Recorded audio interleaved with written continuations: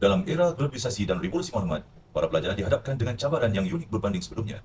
Untuk berjaya di dalam abad ke-21 ini, pelajar harus mengadaptasi peranan yang dinamik dan serba boleh yang bukan sahaja memerlukan kecerdasan akademik, bahkan melibatkan kemahiran interpersonal yang jitu. Persekitaran pembelajaran yang ideal haruslah menjadi pemakin yang membantu memudahkan pembangunan kemahiran pelajar dan menjadikan platform yang kondusif untuk belajar. Kualiti dan sifat pribadi menjadi semakin penting sebagai aset asas kepada pelajar. Kemahiran kognitif dan emosi juga menjadi elemen yang tidak ternilai bagi pelajar. Assalamualaikum warahmatullahi wabarakatuh dan salam sejahtera. Saya, Hairul Anwar bin Sulaiman, pelajar jurusan Ijazah Sarjana Muda Psikologi Oxford University Malaysia, semester Mei 2024, akan meneroka beberapa peranan utama pelajar untuk berjaya ke dalam abad ke-21 ini. Di antara peranan tersebut ialah maju ke hadapan dalam pengurusan diri. Selaras dengan falsafah pendidikan kebangsaan, pelajar-pelajar perlulah mempunyai aspek-aspek jeri di dalam diri pelajar untuk maju ke hadapan. Jasmani adalah kecergasan fizikal dan kesihatan diri yang menyumbang kemampuan psikomotor pelajar dalam kehidupan pembelajaran dan bermasyarakat yang seimbang. Emosi pula menjurus kepada bagaimana pelajar mengawal dan mengurus emosi dalam pelbagai situasi pembelajaran dan kehidupan. Rohani menjurus kepada ketuhanan, kepercayaan beragama, kemantapan jiwa pelajar, penghayatan nilai murni dan masyarakat, berbudi pekerti mulia serta sikap suka berbakti kepada masyarakat. Manakala intelek adalah kemampuan kognitif pelajar melibatkan kemahiran berfikir aras tinggi, kreatif dan inovatif, berkemampuan memahami pembelajaran dan penyelesaian masalah. Peranan yang seterusnya adalah mengejar ilmu. Ianya adalah proses aktif belajar, berusaha untuk mendapatkan pengetahuan dan kepandaian dan harus melalui proses sepanjang hayat. Mengejar ilmu bermula dengan 3 proses penting iaitu kesedaran dan motivasi.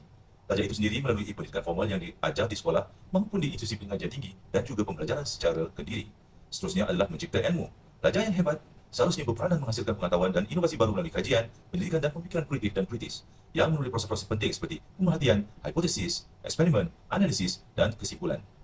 Peranan terakhir yang ingin disampaikan ialah ingin tahu. Pelajar harus cenderung untuk berfikir dan mempersoal akan sesuatu yang membawa kepada penemuan jawapan bagi soalan dan pencarian maklumat sesuatu ilmu.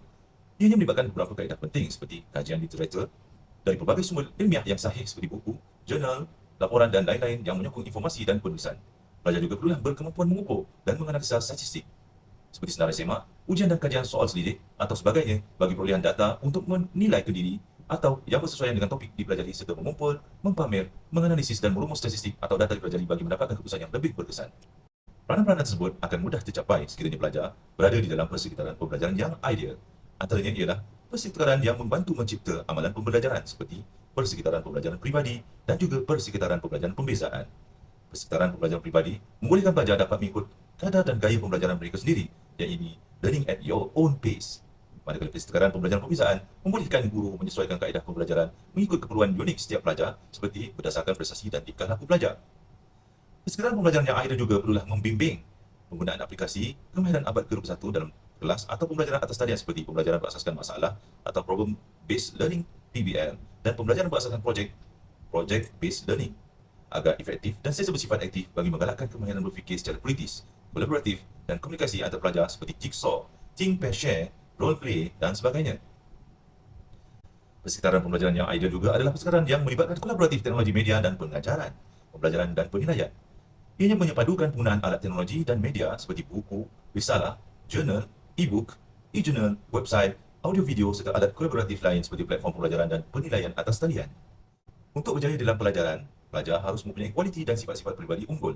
Para pelajar perlulah mempunyai kualiti menganalisis fakta dalam membuat keputusan yang memerlukan kemahiran berfikir secara kritis dan analitikal dengan kemampuan menggunakan alat-alat pemikir seperti mind mapping, peta I think, pelajar Ishikawa, analisis SWOT dan lain-lain di mana ianya mampu meningkatkan kemahiran membanding, membezakan, berfikir aras tinggi dan juga menulis dalam pemikiran kritis. Pelajar juga perlulah bersifat berdikari dan berinisiatif, berdiri atas kaki sendiri tanpa bergantung pada orang lain dan berdaya usaha tinggi untuk belajar. Pelajar bersifat tersebut mampu mengurus dirinya sendiri dan berdaya usaha dalam pembelajaran. Selain daripada itu, beretika dan berintegriti adalah sifat yang wajib ada pada pelajar untuk membentuk moral yang mampan. Berkejujuran, beramanah dan bertanggungjawab, berdisiplin dan menghormati orang lain. Ianya harus diimplementasikan dalam kehidupan seharian agar menjadi role model bagi pelajar-pelajar lain dan generasi akan datang. Pelajar juga tidak terkecuali daripada kemahiran kognitif dan emosi.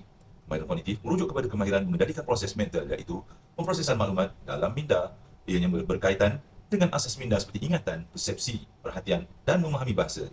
Ingatan adalah proses otak menyimpan data atau perkara-perkara yang dipelajari dicatatkan melalui setiap diri manusia, kemudian mengeluarkannya kembali sebagai tindak balas dalam situasi yang diinginkan seperti penyelesaian masalah, aktiviti pembelajaran. Amalan pembelajaran menggunakan flashcard dan mind mapping, space repetition, space practice, interleaved practice dan lain-lain membantu mengukuhkan ingatan belajar. Persepsi pula adalah proses otak membuat makna daripada maklumat yang diterima oleh daya, di mana minda akan menggunakan persepsi untuk mengenali kata-kata, kalimat, perkataan dan dalam konteks untuk membantu memahami makna dan apa yang disampaikan secara keseluruhan. Pelajar yang gagal mengawal persepsi akan diterjemahkan melalui tingkah laku, pemikiran dan tindakan yang bertentangan. Perhatian pula adalah merujuk kepada kemampuan otak memilih, memproses dan memusatkan perhatian pada informasi atau rangsangan sesuatu dari persekitaran. Perhatian pelajar yang lemah sangat mengganggu kemahiran kognitif para pelajar. Kemahiran emosi adalah merujuk kepada kemahiran mengenali, mengurus, mengawal emosi dan membina hubungan dengan orang lain dan berkait rapat dengan memotivasikan diri. Emosi juga dimanifestasikan oleh sikap dan pemikiran, malah turut diterjemahkan melalui tingkah laku. Pelajar yang gagal mengawal emosi akan menghasilkan tingkah laku yang negatif dan berlawanan serta boleh menyebabkan masalah mental yang menjurus kepada tindakan lebih buruk lagi. Kesimpulannya, setiap pelajar abad ke-21 haruslah mempunyai peranan maju ke depan dalam pengurusan diri, mengejar ilmu, mencipta ilmu dan ingin tahu. Peranan ini amat luas dan perlulah seiring dengan kehendak pembelajaran semasa serta tidak mengabaikan pendekatan falsafah pendidikan kawasan (FPK). Persekitaran pembelajaran yang membantu mencipta amalan pembelajaran, membimbing aplikasi kemahiran abad ke-21 serta menyepadukan teknologi dan media sangat efektif dan dinamik bagi memandu pelajar memperkokohkan kemahiran pembelajaran. Amalan persekitaran yang tertutup akan menghasilkan kelemahan dalam pembelajaran pelajar. Pelajar yang mempunyai sifat dan kualiti pribadi perlulah pandai menganalisis fakta, membuat keputusan, berdikari dan berinisiatif tanpa mengedepikan aspek etika dan integriti. Pelajar juga perlulah mempunyai kemahiran kognitif yang tinggi dan pengendalian emosi yang baik bagi mengimbangi pembelajaran dan dalam kehidupan.